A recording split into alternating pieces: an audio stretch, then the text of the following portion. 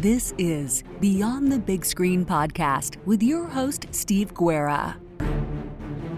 Here is another Beyond the Big Screen teaser for episodes coming soon. I hope you enjoy and definitely tune in for future episodes. If you want to learn more, you can head over to beyondthebigscreen.com. You can also send me an email to steve@a2zhistorypage.com or follow us on social media by searching for A2Z History. I will see you next time Beyond the Big Screen.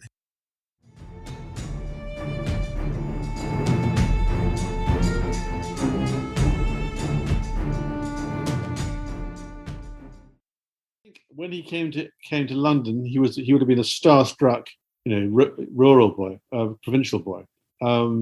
But he wasn't starstruck for long, and because his company, the company he worked for, the Lord Chamberlain's Men, although there were different theatrical companies performing plays, the Lord Chamberlain's Men were very popular with Queen Elizabeth I, who was the Queen.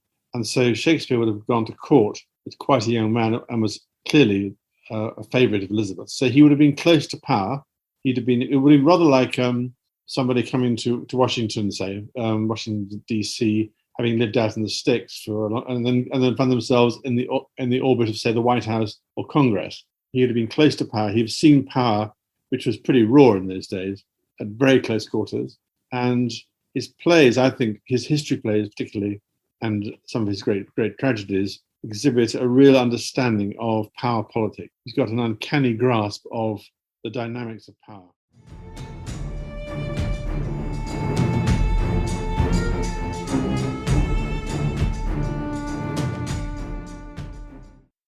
They allowed the Protestants to leave, and 1/3 of the population of Antwerp left in the course of 2 or 3 years. They were given a very good deal. They were allowed to take assets with them, so they could actually take their business with them.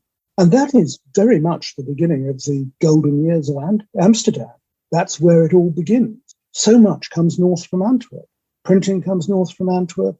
The idea of a city built around canals, modern canals, first done in Antwerp, then in Amsterdam. I mean, these aren't canals like Venice, which happen to be sort of an accident of geography.